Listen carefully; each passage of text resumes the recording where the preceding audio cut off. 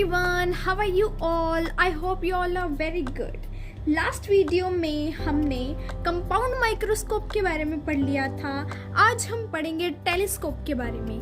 आपका simple microscope, compound microscope और telescope तीनों ही बहुत ज़्यादा इम्पोर्टेंट हैं. ठीक है, तो आज टेलीस्कोप स्टार्ट करते हैं. ये आपका लास्ट टॉपिक है इस यूनिट का. तो टेलीस्कोप क्या होता है? Telescope is an optical device which enable us to see distinct object clearly.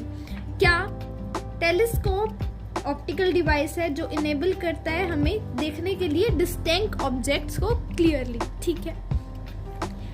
It provide an angular magnification of the distinct object. क्या प्रोवाइड करता है? एंगुलर मैग्निफिकेशन डिस्टिंक्ट ऑब्जेक्ट की. राइट.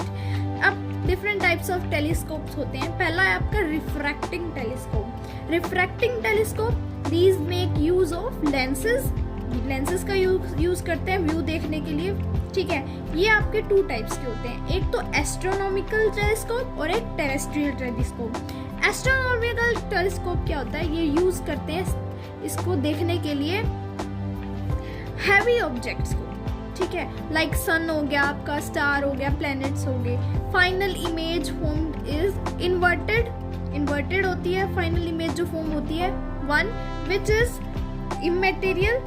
इमेटीरियल होती है in the case of heavily bodies की case में because of their round shape, उनकी round shape की वजह से. ठीक है, आई बात समझ में. नेक्स्ट है terrestrial telescope. Terrestrial telescope use करते हैं हम देखने के लिए डिस्टिंक्ट ऑब्जेक्ट को on the surface of the earth की सरफेस में. फाइनल इमेज फॉर्म होती है वो इरेक्ट होती है. ठीक है. This is an essential condition of viewing the object on earth surface correctly. ठीक है. असेंशियल कंडीशंस पे ही हम देख सकते हैं ऑब्जेक्ट्स को जब वो अर्थ के सरफेस पे करेक्टली होते हैं. ठीक है. नेक्स्ट है आपका रिफ्लेक्टिंग टेलीस्कोप. ये था आपके रिफ्रैक्टिंग टेलीस्कोप. इसके अंदर यूज होता है कन्वर्जिंग मिरर. ठीक है.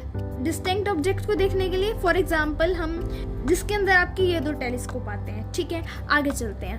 हम एस्ट्रोनॉमिकल टेलीस्कोप के बारे में पढ़ेंगे. रिफ्लेक्टिंग टाइप्स टेलीस्कोप होता है use to see heavenly bodies like stars, planets, satellites. Right.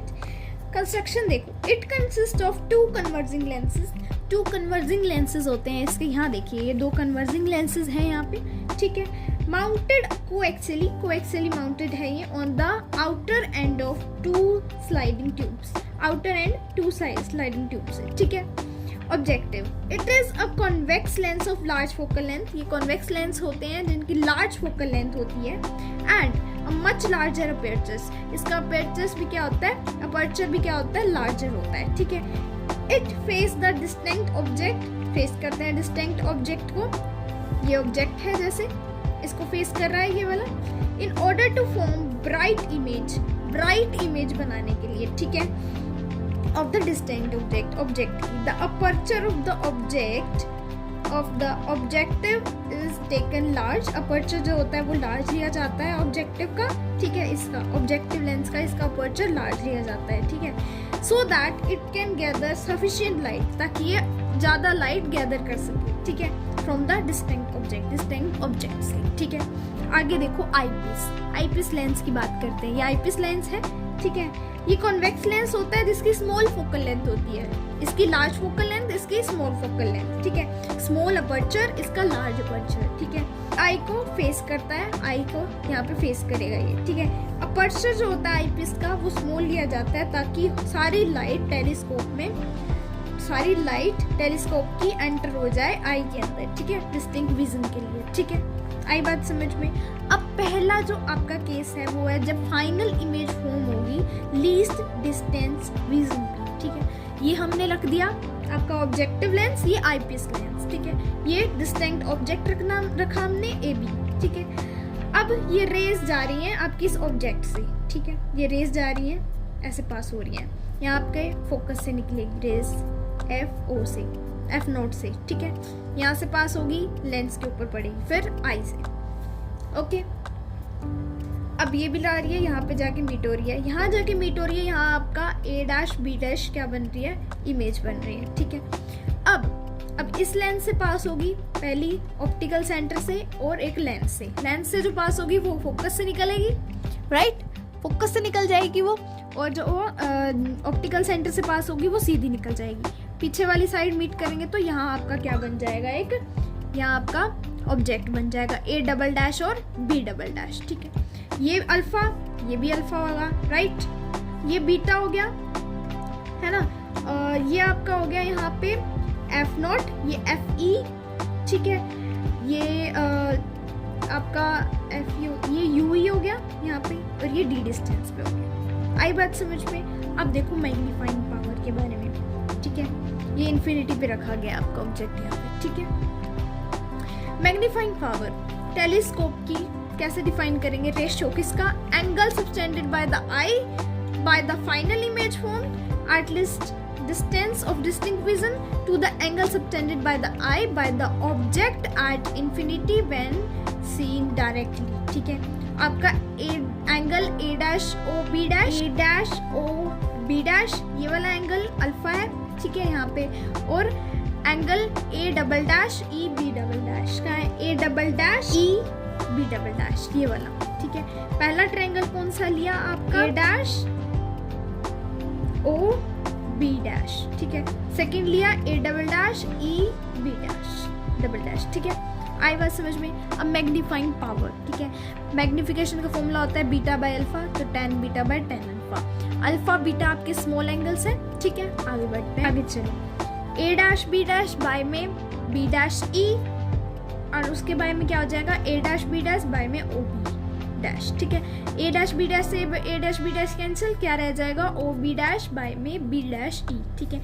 According to the new Cartesian sign convention, O B dash क्या है आपका, plus F naught focal length objective की है, और B डैश E क्या है, माइनस का UE distance of A dash B dash from the eyepiece acting as an object for it, ठीक है। पुट कर देंगे, ठीक है, पुट कर दिया यहाँ पे। अगेन आईपीएस लेंस के लिए U क्या हो जाएगा, माइनस का U, V क्या हो जाएगा, माइनस का D, ठीक है, हो जाएगा यहाँ पे।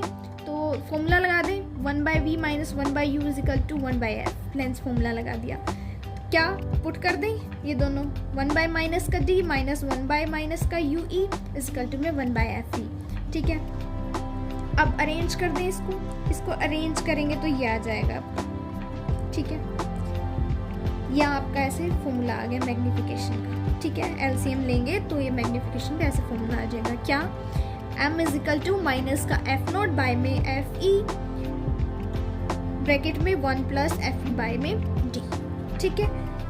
अब देखो clearly for large magnification power के लिए आपका F नॉट FE से क्या हो जाएगा, बड़ा हो जाएगा। The negative sign for the magnifying power indicates that, negative signs क्या इंडिकेट करता है यहाँ पे कि जो फाइनल इमेज है वो क्या बनी है, रियल बनी है और इन्वर्टेड बनी है, ठीक है। आई बात समझ में यहाँ तक। आगे चलते हैं नेक्स्ट केस पे। देखो यहाँ पे when the final image is formed at the infinity, ठीक है, magnifying power in normal adjustment पे it is defined as the ratio of angle subtended by the eye by the final image as seen through the telescope to the angle subtended by the eye by the object seen directly when both the image and the object lie at the infinity, ठीक है। वही same alpha beta ले लेंगे, magnifying power put कर देंगे, ये भी ऐसे सेम बिल्कुल सेम आ रहा है यहाँ पे।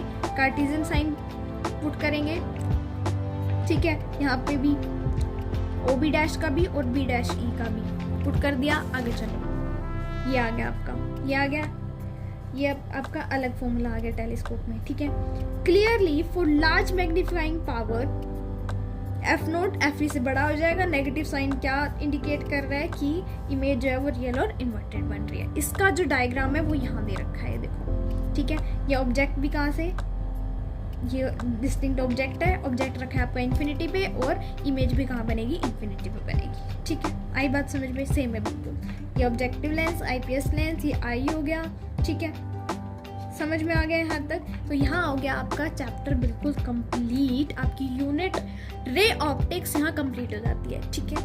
Thank you for watching my video. और नेक्स्ट वीडियो आपको कौन से सब्जेक्ट की 6 to 12 तक कौन से क्लास की चाहिए, फिज़िक्स केमिस्ट्री बायो में से आप बता सकते हैं, और हाँ 6 to 10th आप मुझे मैथ की भी बता सकते हैं कि कौन सी आपको चाहिए, ठीक है। Thank you for watching my video, please comment.